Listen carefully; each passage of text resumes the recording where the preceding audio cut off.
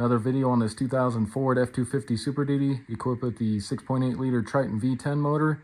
Today I'm going to be replacing the IAC valve, also known as the idle air control valve.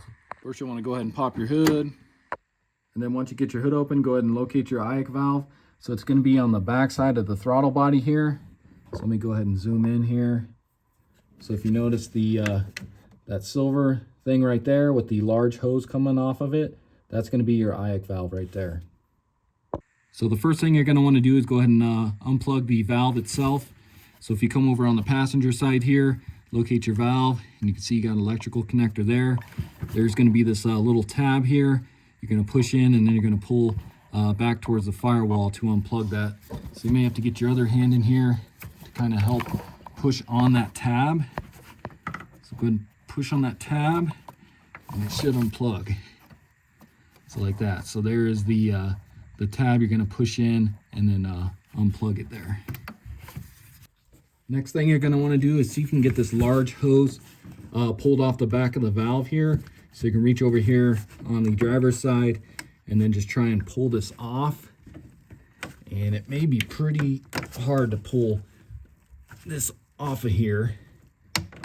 So if you can't get it, we can try another way of getting this off of here.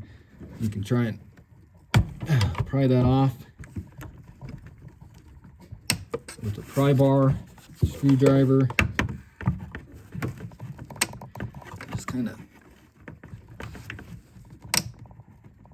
help push that off of the valve here.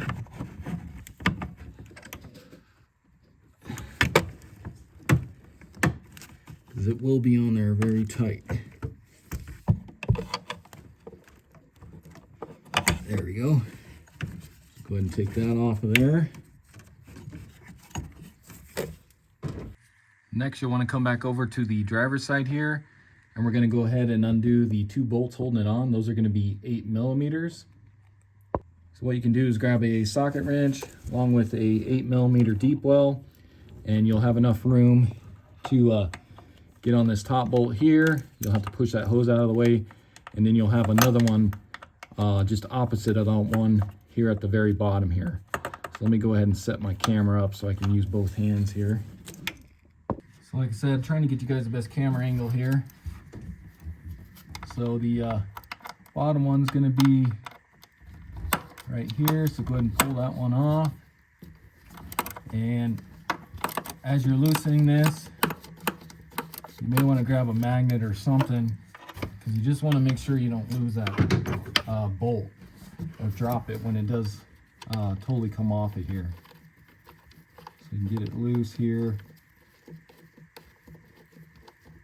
I'm just making sure I'm going to be able to grab onto that bolt and not lose it down in the valley there.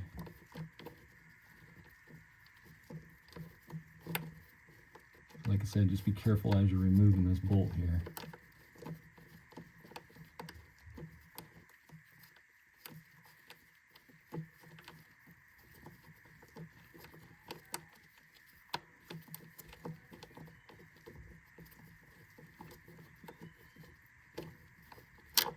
Okay, so like that, there's that bolt. And then you can go ahead and do your top one here. Just may have to move this hose kind of out of the way.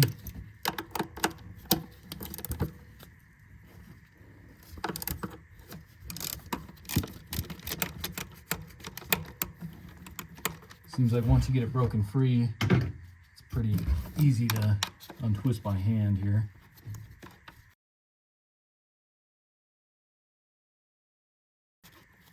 And it seems like the bottom one's actually a little easier to get out than the top one here.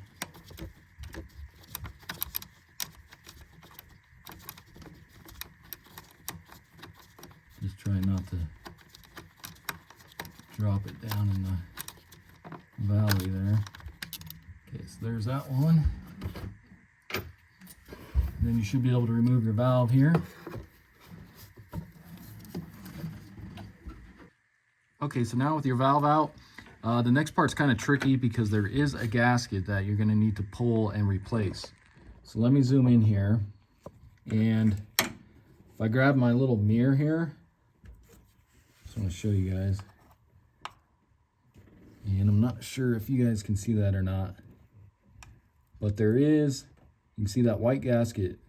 So there is a gasket on the back side of there. It's almost kind of like a diamond shape on both sides. So we do need to pull that gasket off. So I think what I'll use is a pick in my mirror here. We'll get that old gasket off real quick. So like I said, if you can get a little pick or something back in here with your mirror, you can kind of get back in here and try and get that gasket out of there. There we go. So I'll just kind of use my mirror and then this little pick here, and I was able to pull off the little rubber gasket here. So now let's take a look at our old valve and then our new one. So on the old one here, if you take a look here, this one actually doesn't look too bad, but what happens a lot of times is this will get caked in carbon, and this moves up and down, and a lot of times this won't close all the way, or it'll get stuck open because of all the carbon buildup. You can clean these, but I figure with this truck being 24 years old, this is probably the original intake air control valve, so you figure it's just better to go ahead and replace it. So the new one I got off of Amazon, this is the Delphi, and there's the part number. I'll put a link in the description for it. I think it was right around 60 bucks on Amazon. But if you take a look at the old one and the new one here, you can see there's a little bit of difference. You can see that plunger actually has a spring on it, whereas the factory one did not. And then if you notice, this one kind of goes at an angle, this piece here, as opposed to the new one. But the electrical connectors look the same. And it did come with 2 gaskets, because I believe this one will fit the 4.6 liter and also the 5.4 Triton as well. So those engines may take this style gasket, but as you saw, the one I took off is going to be this one here, so it does include the gasket. So let's go ahead and get this gasket on, and then we can go ahead and bolt on our new valve. So to put this gasket in, I'm just going to use my fingers and again my mirror, and I found my larger mirror, which works really good. I'll put a link in the description for one of these mirrors. You can get them super cheap on Amazon. Well, what you want to do, go ahead and look at your mirror, and it doesn't really matter. These are both the same size on each side. So you want to get that lined up, and then it has those little grooves, and you're just going to kind of lightly press in. You want to get that gasket fully in. So just kind of go around, lightly pressing on the gasket to get it into the slot there.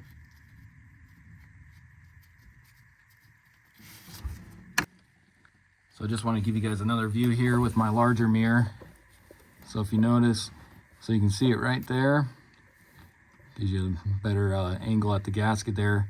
And like I said, all I was doing was just go in, and you're going to press all along each one of these, and then when you're going to remove it, you can just get your pick under one of the portions of it and then pull it straight off of there. So go ahead and grab your valve, and then I'm just going to stick the top bolt through the valve already so I don't lose my screw here, and then I'll try and get that one just kind of started.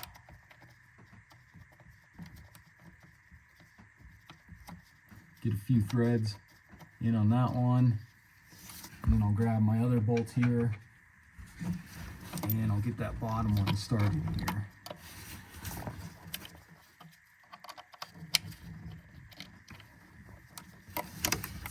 May have to move the valve a little bit to get that situated where it needs to be.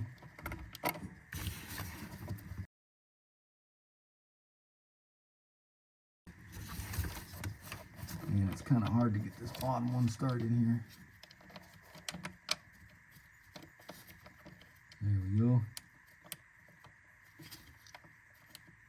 Once you got those kind of started,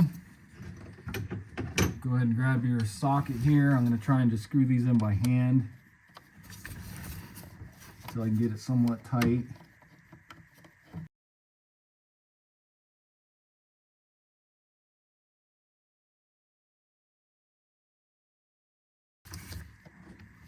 Okay, so once you get those kind of finger tight, grab your socket wrench, go go ahead and get these snug. Of course, you're not going to be able to get a torque wrench in here, so just get them nice and snug.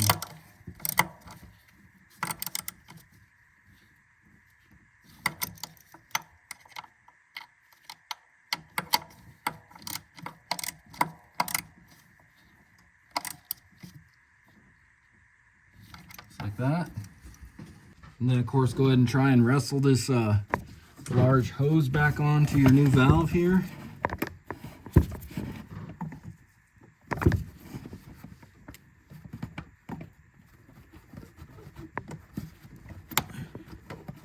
Get that slid on all the way.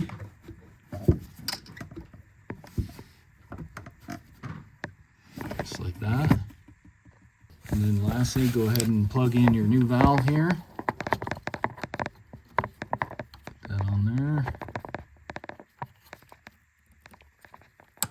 Make sure you hear that click so we know we're locked in. Next, you want to just go ahead and start it up here, make sure everything's good. You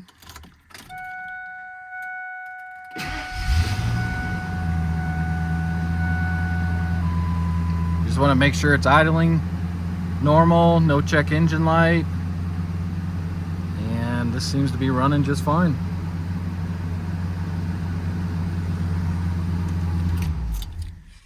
Alright guys, that's going to wrap up the video. Again, this was a 2000 Ford F-250 Super Duty equipped with the 6.8 liter Triton V10 motor. Went ahead and replaced the IAC valve, also known as the idle air control valve.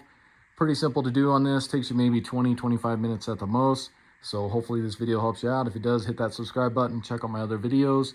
I have a bunch on this truck alone and more to come, and I'll see you in the next video. Thanks for watching.